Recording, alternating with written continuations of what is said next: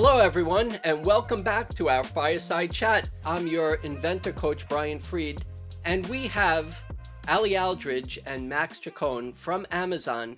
We are going to continue our Fireside Chat. The first one, we had an overwhelming response of people that appreciated all the information that you gave us, talking about what it takes to start an Amazon store and make it successful. Today's episode, we are going to go over the Amazon fulfillment options, building a brand, and protecting your IP, your intellectual property, whether it's a patent, a copyright, a trademark. We're going to get into all those. But I wanted to just say hello to Max and Ali. Thank you for joining us. Yeah, Brian, thank you so much for having us back on. We're super excited to dive a little bit deeper into some of the topics that have a little bit bigger impact on long-term success for sellers and inventors. Yeah, it's great to be here. Thank you again, Brian. I think the areas that we're going to touch on today are those areas where we see sellers really accelerate their growth once they understand the options available. So excited to dive in. Well, last time we had an overwhelming response of people that appreciated the information that you provided to us in the last one, which covered really about should I start a store? When should I start a store? And also talking about the fulfillment options, which we are going to get into. But there was also A plus content. There was AI, artificial intelligence tools. We covered that. And we'll share in the description the last episode that we had. But tonight, we have some very important information that's going to help us to really get started and figure out when we are a customer, we buy something on the Amazon store, and then on the other side, there's some very interesting acronyms, FBM, FBA, that I'm sure you'll share with us to talk about what actually happens behind the scenes for us to understand that part as we get started in our Amazon store. So please help us out. Awesome. Yeah, Brian. Well, we can dive right in. The shipping and the logistics options that sellers and inventors have when selling on Amazon is there's a couple, but the two main options are going to be fulfillment by Amazon or fulfillment by merchant, which would be FBM. Right. So each of these will significantly impact your business and the way that the customers experience your store. So first, we'll start off with fulfillment by merchant, right? So FBM, with FBM, you handle everything yourself, right? So storage, packing, shipping, and customer service, right? This gives you complete control over the process and can work well if you're just starting out, or even if you have unique packaging requirements. So the second option, and one that some people may be familiar with, is fulfillment by Amazon, right? So with FBA, you would send in your inventory to Amazon's fulfillment centers, and we would handle storage, picking, packing, shipping, customer service, and returns, right? And your products become eligible for prime shipping, which is huge for the customer experience, right? So to give you some real life examples, we had an inventor who created a unique kitchen gadget. It was a multifunctional vegetable slicer, if I remember correctly. When he started with FBM.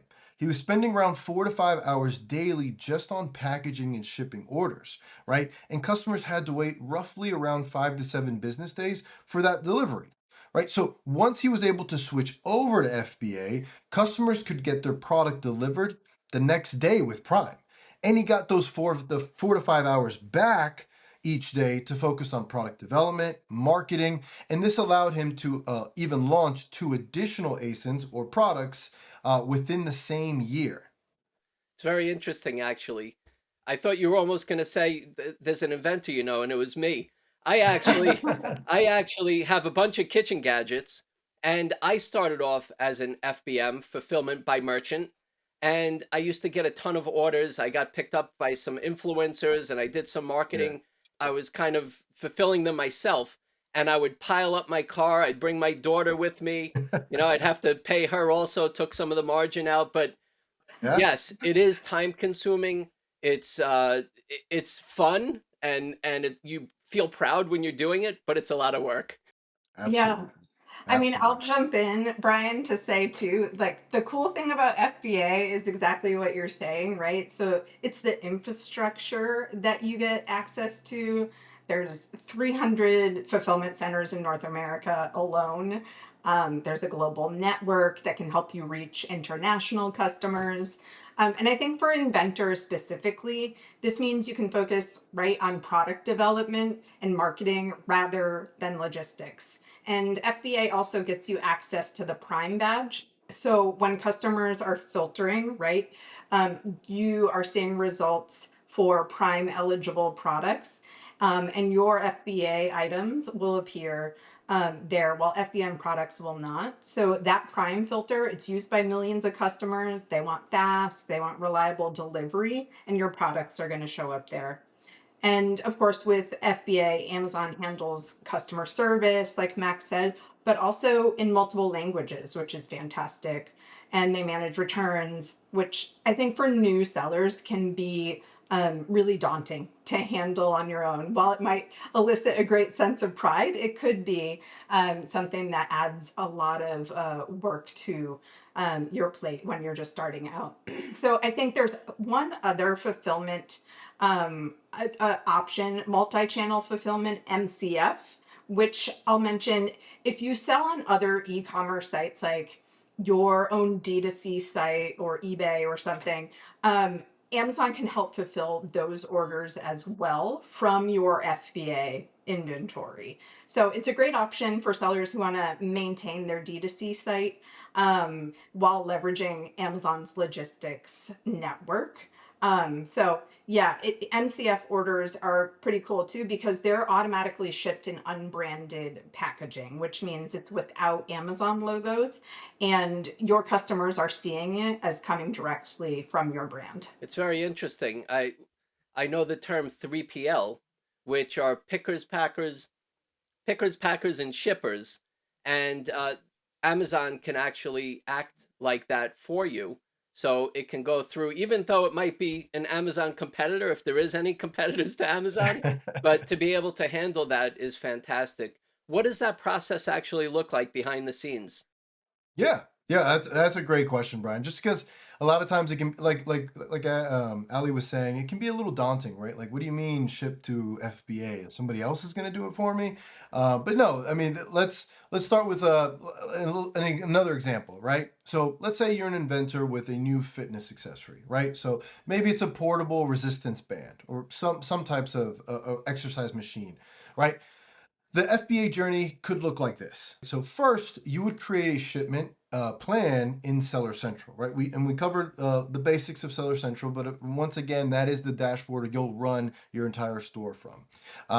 You tell Amazon what products you're sending, how many units, and any other shipping details that might be necessary, right? So then Amazon, the system would automatically assign the optimal fulfillment center based on where your customers are likely to be, right? Because that's another question I always get, like, Max, what do you mean ship it? Where do I ship it? And don't worry, the system will walk you through, hold your hand step by step, and then at the end, it'll provide you with that label.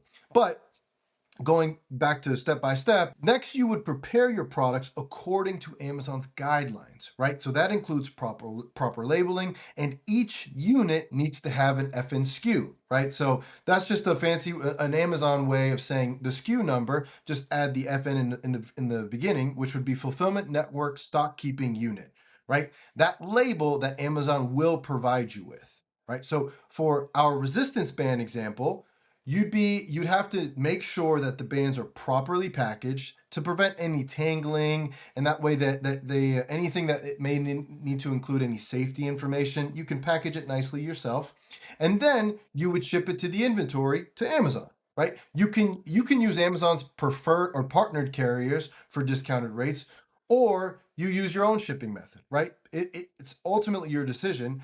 However, once Amazon receives your inventory, it typically takes a few days. So that's another thing important to know if you're just starting out. Once you do ship it into FBA, it might take a couple days for it to become available for sale, right? But That's when the magic happens, right? When the customer orders your product, Amazon picks, packs, and ships it, often even within hours. So, like an example, like if a FBA order came in before the cutoff time, it could be delivered the same day, if not the next day, depending on the customer's location. One other point I wanted to make, Max, I know you kind of said a lot of details there in what you mentioned. And for somebody that's just getting started, you're not alone. I know there's a manual to read and some different instructions to kind of go through, but I must have called your support 4 or 5 times.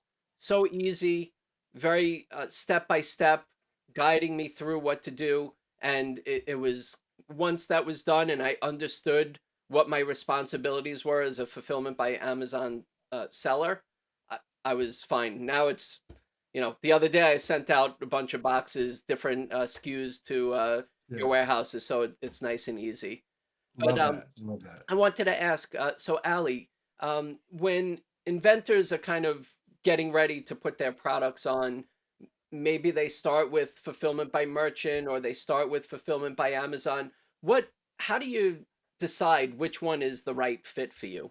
That is going to be a unique consideration for every business, of course. It comes down to your business model, your product characteristics, and your growth goals. But there are a few unique considerations that'll help you kind of figure out which route to go. So if you are selling low volume, high value items, think custom engineered solutions that might cost $500 or more, you might consider FBM, where you, as the merchant, are in control of those shipping and packing options. You might also consider FBM if you have fragile products that require special handling, or if you want to include personalized inserts or packaging. FBM is going to be great for those options. I think also if you're starting out and you're testing the market with a small inventory, again, FBM might be the best option for you.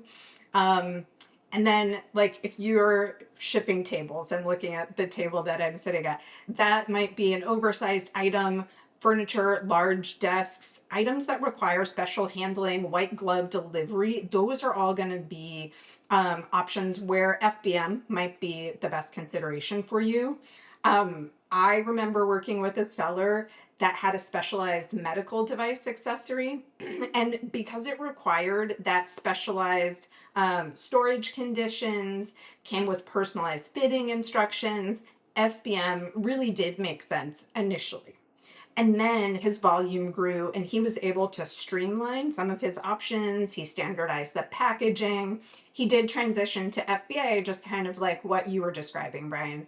So FBA will make more sense if you want to scale quickly, if you have products that fit the standard packaging, if you want prime eligibility, or you prefer to focus on product development rather than logistics. Excuse me. So for most inventors, I think if you're looking to grow beyond a few hundred units per month, FBA is probably going to become essential. That's great. And just thinking about when I first started, I had people, whether it was your support or people that I was talking to, oh, do you have an ASIN? Do you have a barcode, a UPC code, all these different things? And it's all very well laid out to understand what those are. And by the way, the ASIN is pretty much, it's ASIN. Every Amazon product has an ASIN number, whether you have your own personal UPC or you don't, everyone gets that. I learned that, and you can just put in somebody's ASIN in the search and you can have a product come up, which is very interesting. So here I am. I'm an inventor. I decided to go FBA, fulfillment by Amazon, and I have a full garage full of inventory, and I'm trying to figure out how much do I need to start off with to put into the Amazon warehouse. Do I start off with a little bit just to test and make sure that I'm doing everything correctly, my labeling, all this, and I'm not going to have any issues? Or do I go all in? And how do I gauge to understand how much this is kind of like pipeline management, which I kind of got into all this, but how do you know how much to put into the warehouse and what's being ordered and what's not being ordered and how long it's staying in the warehouse? If you can help us out with that. No, that's a great question. I mean, I think typically that's the one of the biggest fears that new sellers or inventors really have. They're like, how much do I actually send in, right? I have 10,000 units, so I send them all. Yeah, I would probably hold off on the 10,000 units. But inventory management, it's crucial, right? So especially for sellers who might have limited capital, Amazon provides those tools to help them with this, right? So there's a couple key principles to follow, right? So for new products, we typically recommend starting off with maybe 2 to 3 months of projected inventory. Use your initial sales data to refine your forecasting, right? Use that data to figure out what's best for your business, because we can give recommendations, but at the end of the day, supply and demand that changes every single day. So it's good to keep up with your business, understanding what comes out of your sales and your data. But Amazon's Inventory Performance Index, also known as IPI score, and Brian might be familiar with it, that score helps you track efficiently how you're managing your inventory, right? So another real scenario where is when a seller or an inventor launched a phone accessory, right? He sent in 1,000 units to FBA, and I believe it was early on in the year, January, February, and sales were slower than expected, right? So only 50 units per month were being sold instead of the projected 150. Right. So by the time October came around, he still had 700 units in storage and was facing higher long-term storage fees, right? What did he learn here? Start conservative and restock based off of actual performance. Use the data that Seller Central is giving you so that you can make those business decisions moving forward, right? So Amazon offers tools like Restock Inventory Dashboard, kind of like the one we were discussing, which uses machine learning to recommend optimal restock quantities and timing. So not just how many units to send in, but when, right? So it considers your sales velocity, lead times, and seasonal trends. So the longer you sell, the more helpful the restocked inventory dashboard most likely becomes, right? So for inventors, another little caveat is, also I recommend subscribe and save program. If your product is a consumable or some type of repeat purchase potential, that provides more predictable demand, right? That way you're able to forecast and you can improve your inventory planning significantly that way. But again, take advantage of the tools and the data that Amazon is giving you in order to make the decision, because Amazon will never make that decision for you. It's going to be up to you, but there's plenty of data to help you make a well-informed decision there. It's very interesting because every time I log into my Seller Central account, I love to see the word healthy. I always feel good and I'm like, "Phew, all right, It's a beautiful sight. it's a It's a beautiful beautiful sight." sight. It's interesting what you just went through, Max, with us. And you try to balance between having enough uh, inventory forecasting for the future, but then there's other factors to it also. Are you just sitting there waiting? Are you placing ads? Are you building your brand? So let's talk about building your brand. How important is branding for inventors? Max and Ali, many of us as inventors, we're starting off with one ASIN, one SKU, and we need to find a way for people to know that we actually even exist. But when you're talking about a brand, if you can help us to differentiate when somebody says a brand, is it one product? Is it multiple products? Yeah. And that's a great question. Branding is everything in Amazon. And it's not just about having a logo, right? It's creating a trusted experience, a recognizable presence in the store that customers are going to seek out over and over again. So you want your brand really to become synonymous with innovation in whatever category you're in. So we actually worked with an inventor who created a pet grooming product.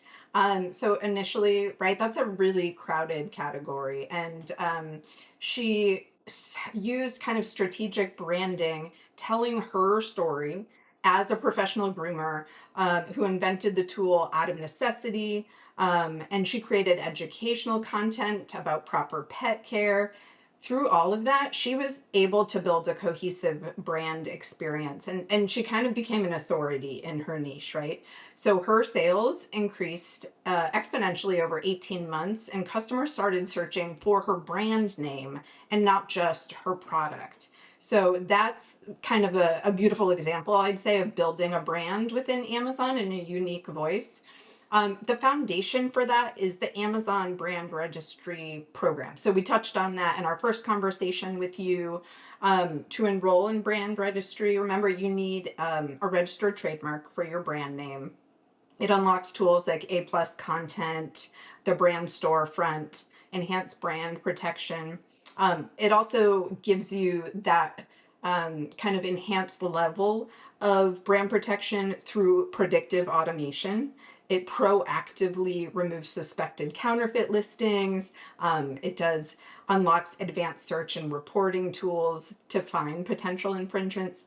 And it also gives you the ability to then report any violations that you see directly to Amazon. All of that's within Brand Registry. I think a lot of people don't realize, though, is Brand Registry also provides analytics. So you have all of that protection, but you can also see search terms, and that's useful. So you can see the terms that customers are using to find your product in your category. So you're able to better understand customer demographics, track brand performance, and help improve your sales through all of those insights. Yeah, and I'll jump in, Ali, if you don't mind. She laid it out beautifully. I mean, that's exactly what how you would build your brand, and some of some good advice when getting started. But think of your Amazon brand store as like having your own mini website within Amazon, right? It's a multi-page shopping experience where you can tell your story, tell that brand story, showcase your product line, and create unique collections for customers to have that experience within your brand store. So I'm going to walk you through what an effective brand store looks like for an inventor, right? So, and this is just, some suggestions or some recommendations, but ideally, the homepage should immediately communicate your unique value proposition, right? So, for the example that we just had for the pet grooming tool, her homepage featured her professional background, the problem she identified, and how her invention solved it, right? The product pages within the store allow for a more rich storytelling and background behind each product that she might have available, right? So you can show before and after photos, include customer testimonials, even create comparison charts showing why your invention is different from or better than existing solutions, right? So for inventors, this is where you can really explain the problem you're solving, show your product development journey, and build that emotional connection with the customers. And we've seen brand stores increase brand discoverability by up to 30% and improve customer lifetime value significantly by having that brand store for the customer. Let's say I'm an inventor, creator, inventor, entrepreneur, startup, whatever you want to call me. I have one product and I'm trying to let people know that my product exists. So, for example, I have this collapsible egg tray. It goes from 12 eggs down to 2 eggs, and who would know that a collapsible egg tray even exists?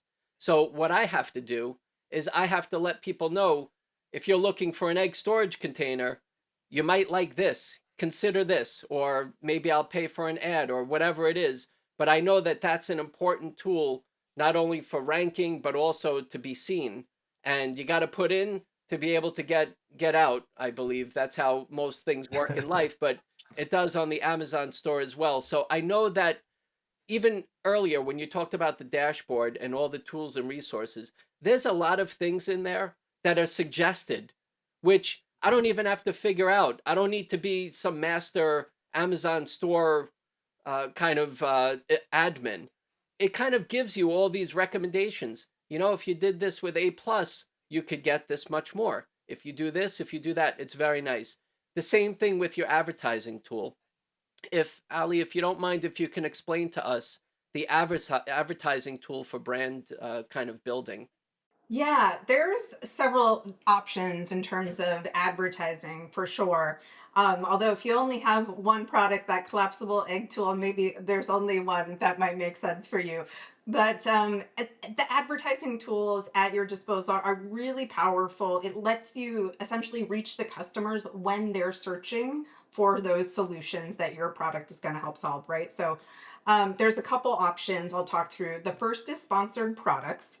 So that's the ones that we're all probably seeing when we're shopping. They appear in those search results and on product pages. So as a seller, the key here is thinking beyond obvious keywords when you're setting up your sponsored product. So if you invented a new coffee maker, don't just bid on the term coffee maker. Think about the problems that it's solving. So maybe you're going to bid on quiet coffee maker or fast brewing or small kitchen appliances. So every business, you're going to need a unique plan, but there is a general strategy I will say that works well. I would suggest starting with automatic campaigns, and that's going to help you discover those unexpected keywords. We had an inventor with a unique phone stand who discovered customers were finding his product through searches for video call setup was the term, and then work from home accessories. Those are terms he didn't think to target initially, but discovered that through his initial campaign. So, sponsored brands is the other option. So, that's if you have multiple products, you have a brand, and you want to showcase your brand logo, a custom headline, multiple products. So, that's going to appear at the top of search results and help build brand awareness while driving traffic to your brand store or specific products that you're highlighting within sponsored brands. So for inventors, that headline for sponsored brands is pretty critical. So instead of, the name of your product, Smith brand products, think of something more descriptive: innovative solutions for modern problems, or patented technology for better living. Those are terrible too. But I hope you get what I'm saying. Essentially, make the headline about the customer benefit and not just about your brand name if you're looking to explore sponsored brands. And you need to be patient. You need to test. You've heard of, if you're in marketing, you might hear A/B testing. Maybe that's old school, I'm not Yeah. sure. But just being able to test, see what's working, press that. What doesn't work, pull that out and try new things. And what we need to do, especially in the beginning for ourselves, because you could get carried away. It's exciting to see orders coming in, but then you see how much the advertising bill is, and you go, "Wait a second, we need to make money here. This is not just a feel good thing. You're in business to make money." I think it's really important to keep track and make it a conscious effort to go in and see what you're spending, what your return is, and it kind of all does that for you. It calculates it and figures out, should you lower it, should you increase it? If you change it to this, try a different keyword, try something else, and get to that formula that's successful. It's easy to kind of navigate through, which is nice. It's not that complicated. I was going to say, if I do have questions, Amazon support is there. You can chat with them, you can email them, you can have them call you right back, and you ask the question, and everybody knows everything. I don't know. It's great. No, it's really very helpful. And if they don't know, you hang up with them and they'll send you an email that shows you exactly where to go to fix it or to figure it out. So kudos to all that. Absolutely. Um, so we kind of went through the stages of, okay, I have the idea. I figured out that I'm going to do fulfillment by Amazon. I understand the logistics of how it works. I have to send my inventory to Amazon. All these things are happening. I'm advertising. I'm getting customers now to buy my product. And now comes the big question. What's the feedback going to be like? Could be great, could be scary, but I think people are not shy out there to tell it like it is. So maybe you can share with us a little bit about the way the feedback and the reviews work. Yeah, absolutely. I think customer reviews in e-commerce are so important, right? They're, especially as a new seller, like feeling nervous about the cold start, essentially, where no one's reviewed or rated your product. How are people going to know to trust? Um, Reviews are a big deal. They provide essentially that social proof to help customers understand how your innovation works in real life, and how other customers interacted with it, had success with it. The key is really to be proactive as a seller around review management. And the thing is, many negative reviews come from confusion about how to actually use the product and not about actual product defects. So, a way to be proactive in that area is to create clear instruction materials. So, video tutorials, customer support resources. You can even include QR codes in your packaging that link to setup videos or troubleshooting guides. And then when you do get feedback, if you get feedback, a negative feedback, think of it as an opportunity for product development, innovation, and insights. If multiple customers are mentioning the same issue, that's valuable market research for your next product in iteration, essentially, right? So reviews, if they're positive, can be great opportunities for marketing. If the reviews are mentioning specific benefits or use cases, you can incorporate that into your A plus content, your advertising copy, your brand store messaging. Um, and something that many new sellers may not realize is this program called Amazon Buying. That gives you a significant head start with reviews. It's an invitation only program for select customers who review products, where Amazon reaches out to our most trusted reviewers. They get the opportunity to receive products for free in exchange for honest and detailed reviews. And so in 2025, the Vine program actually had an update, a new launch, where when your product launches on Amazon, you can get Vine reviews before it's even live in the store. So, meaning you can potentially, if you're part of the Vine program, have up to 30 authentic customer reviews from day one. And that solves that biggest challenge, like that cold start problem where customers are hesitant to buy a product with no reviews. I think all of that really does tie into what we've been talking about throughout this conversation. That as a seller, you need to be brand registered for Vine. So that's really key. You need to have a professional seller account, use FBA. All of that's necessary to take advantage of the Vine program. So it's another reason, essentially, why getting your trademark and brand registry set up pretty early is crucial to early success in the store. It's really all interconnected. Your trademark gets you into brand registry. Brand registry gets you access to Vine, and then Vine helps you launch your products with social proof from day one.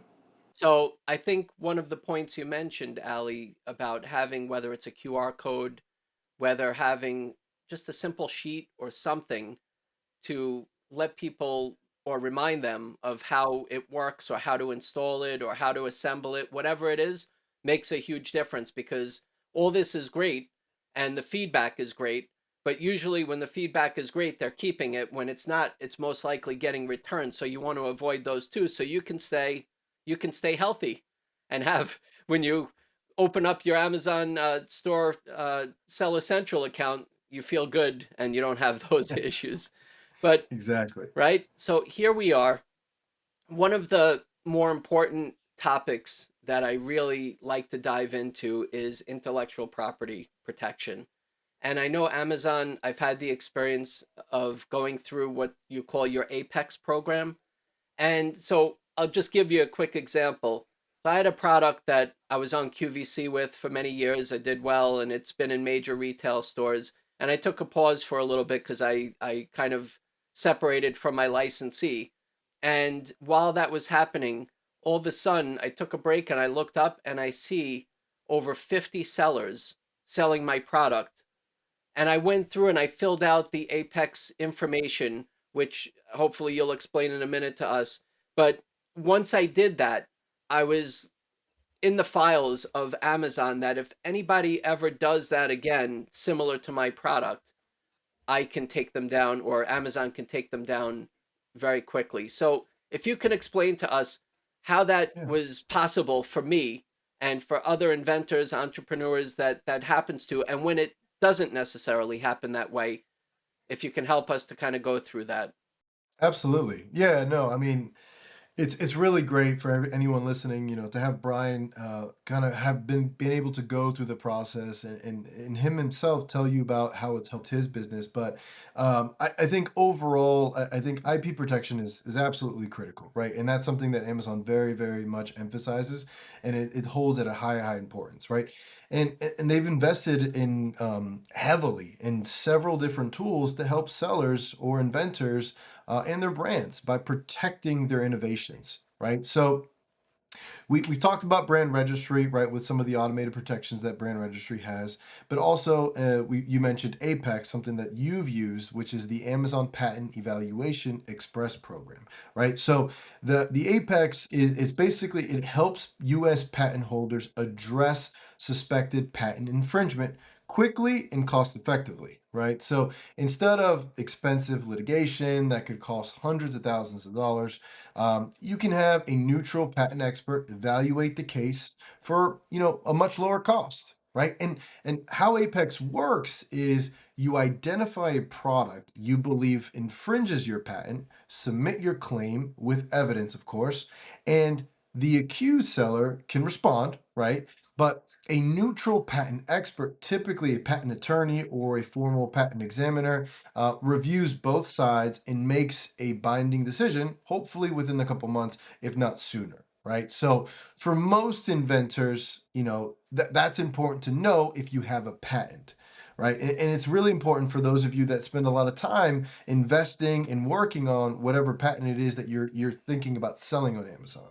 Now, some other tools that even if you don't have a patent, there is a tool called the report a violation tool, right? And this is primarily IP protection resource, right? So this tool is available to all brand registry own or participants or all brand owners. And it allows you to report suspected trademark, copyright, or patent infringements directly to Amazon, right? So Apex is for specifically if you own a patent in the US, and then the report of violation tool is just another avenue that you can go if you're still having issues, right? So you can search for potentially infringing products, submit those detailed reports, again, with evidence. And Amazon typically responds within 24 to 48 hours, right? So, and, and, the tool guides you through the reporting process. Again, because sometimes people are like, well, I have to go through all of that just to report somebody they're selling my product, right? But luckily, the tool guides you through each and every step, and it helps ensure that you're providing the right information for and effective enforcement, right? So another thing to mention is the Amazon Counterfeit Crimes Unit, right? So they work with law enforcement worldwide to pursue bad actors, right? We've seen criminal referrals, civil litigation, even arrests for counterfeits, right? Amazon's referred over thousands of cases to law enforcement agencies. But again, I say all this overall for inventors, the key is being proactive, right? Register your trademark, document your product development process, and enroll in brand registry as soon as you can. The earlier you establish these protections, the stronger your position is, right? So keep detailed records of your invention process, sketches, prototypes, testing data, patent applications. This documentation becomes crucial if you ever need to defend your IP rights. Very interesting. I know that for me, when you mention patent holder, some people might perceive that in different, there's patent pending, provisional patent application, design patent. There's a lot of terms out there for the patent side, but it's a utility patent, a non-provisional patent, or design patent. There's different terms, and those are the ones that you can work with the Apex program. As far as the other side, with copyrights, you can actually file with your design of your invention a copyright as a technical drawing. And I'm not giving you legal advice here for those of you who are listening and watching. please consult with an IP attorney or agent. But I've had a good experience, and it's a lot easier after the first round, after I provided the evidence, to be able to just put in the listings, show the Amazon Apex program that these what would you call them? Uh, these copycats or these Yeah, infringers, counterfeiters. Yep. counterfeiters, they took them right down. And I had uh, some of them apologize. They didn't realize it because I showed them the patent and it was exactly the same thing, and they said, "I'm sorry, I didn't even know. I didn't know it was patented. I'm only a distributor. I was given these to put up on the store." But I said, "Bye bye. You're all down." It's tough, but Yeah. it's an important part of our experience. Some inventors choose to license their intellectual property to earn royalties, but at the end of the day, it's really about us having that competitive advantage, being the only one that can sell that product for a certain amount of time. That's our goal for the IP protection. So thank you for that. Now, I know that you both have seen a lot of inventors and startups and entrepreneurs out there that have built these beautiful brands, but if you can give us some advice from scaling from one product to building a brand, that would be great. Yeah, yeah, no, once you've stepped into the Amazon store and you've found a product that works, right? Naturally, the next step is trying to find ways to grow. So, once you've proven, market demand with that first product, you can leverage the success to build a broader brand. And I mentioned this briefly earlier, but start by analyzing your sales data, right? You have so much information that you can leverage to make these decisions, but focus on what other problems do customers have? What complementary products do they buy? Amazon Brand Analytics that Ali mentioned earlier. That tool shows you the information. You can see what other products your customers purchase and what search terms they use. Like what are they searching? What are they looking for? What else is missing? Right. So with Amazon Brand Analytics, the tool is a great tool for expansion, right? And strategy. So it shows you not just what other products your customers buy, but also, like I mentioned, what they're searching for, what they're looking for before and after purchasing your product, right? You can see that cadence and that chronological order from that customer. So you can see demographic data about your customers, seasonal purchasing patterns, and even which competing products customers are considering when looking at your product, right? So, for example, the search terms report on the brand analytics page or the dashboard shows you the top keywords customers use to find products in your category, right? Including terms that you may not have thought of, right? You didn't think to target that? No worries. That's why that dashboard's there to help you know how to drive more traffic to your product. One of the other tools is called the market basket analysis. So this actually shows you what products customers are frequently buying together with yours, revealing a natural bundling opportunity or adjacent product categories to explore, right? As you think about growth. Well, that way you're not just investing in a product that people aren't buying with your first product, right? You have to think strategically based off of your first ASIN. So I worked with a seller who started with a unique fitness accessory, right? So through using brand analytics and the data and information, she discovered her customers were also buying nutrition supplements, workout guides, and recovery tools. These were all things they were buying along with her product. She developed a complete fitness system around her original invention, growing from one product to 8 products over 2 years, which in light of, in Amazon terms, that's a lot. When you expand from 1 to 8 in less than 2 years, it's fast growth, especially if they're selling well on Amazon or in the Amazon store. Right. So product bundling is another great strategy, right? As we just mentioned, you can create some bundles, right, of your products or even partner with complementary brands, right? Even if you don't want to create the product or somebody's already has a good selling product, you can create that type of bundle. Our fitness inventor that created the bundles, complete home gym kit and travel workout system, it included her main product plus accessories, right? And these bundles had a higher profit margin, right? Not only are you selling that one fitness accessory, but now you're selling an entire bundle, which naturally is going to cost more and which helped her grow year over year, right? And the key is staying true to your core, right? Innovation, and while expanding logically, right? You're not. This isn't subjective where you just think, well, I'm selling this product, so I think this one just naturally is going to follow. No, you can use data to make that decision, right? So don't just add random products. Build a cohesive system that reinforces your brand's expertise and authority in this category. I talk to many inventors, and when they talk about the one product that they have, I say, you know what? Your invention can be your anchor. That can be the one that is there, and you know that's your baby. Nobody can copy it. You have the protection. You're the one that's selling that.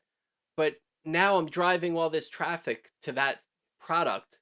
So there's plenty of strategies out there where two fireside chats in at this point, a lot of information. Whew, we just have to take it all A in. lot. You know what's nice is that these are recorded. You can go back and listen to them as many times as you want. I know that Amazon support is on our side, and I know that both of you have had a lot of interaction with inventors, startups, entrepreneurs. Give us some final advice to kind of get us started on our journey, please. Yeah, I always say start with the fundamentals. And, relevant to today's conversation, that's getting your trademark filed, enroll in brand registry, choose the fulfillment method that makes sense for your current capacity and goals. And don't try to do everything at once. I would say just focus on creating what is an exceptional product experience for your customers, and don't focus on doing everything at the same time. All the marketing and protection tools in the world are not going to help if your product doesn't actually solve a real problem or meet customer expectations and needs. And to your point about your invention being an anchor, I would say think long term about building a brand. You don't have to have it solved right now, but try to think about what the future can hold for your brand. Your invention might be the foundation, but your brand is what's going to create the lasting value and customer loyalty in the long run. Yeah, and that was beautifully stated, Ali. And I think what I'll add is don't be afraid to change and improve. Your first product listing, like Brian mentioned, may be perfect or it may not be perfect, right? But your first advertising campaign may not be optimized or may not work. Or your inventory plan might send in 100 units and only one sales, right? But that's normal and it's expected, right? The key is learning from each experience and consistently and continuously improving, right? So most importantly, don't be afraid to start, right? We talked about starting in the last one, but I'll reiterate that because every successful Amazon brand started with that first product listing, that first invention. The tool that supports the system are there to help you grow. The tools are here, are available for you. You just need to take the first step. And connect with other inventors. Like if you're here listening to Brian, like you're doing the right thing by trying to seek information, people who with that experience. And you can also do it through Amazon seller forums and communities, right? Like I just mentioned, like the one Brian's created right here. And learn from others who've walked the path that can accelerate your success and help you avoid the common obstacles and pitfalls. But I'll stop there, but don't be afraid to start. I would say that National Inventor Club and the Inventor Smart community very much thanks you and appreciates this comprehensive deep dive into what's available for us. I wish I had all this information before I started. I read, I watched videos, I spent some money to talk to experts, but we have you. And that's why I do this, to be able to pick your brains for others and make their lives easier. That's the goal. But look, we know that it's not just about the product. Everything that we've explained and we've gone over the last couple sessions here, there's so much more. We're going to continue this series with more advanced topics in future sessions. Until then, start building, start protecting, and start growing your Amazon business. Thank you so much, Ali and Max. We appreciate you very much. Thank you again. Thank you so much, Mike. Take care. Don't forget to follow us, keep in touch, and we'll see you again soon. Thank you.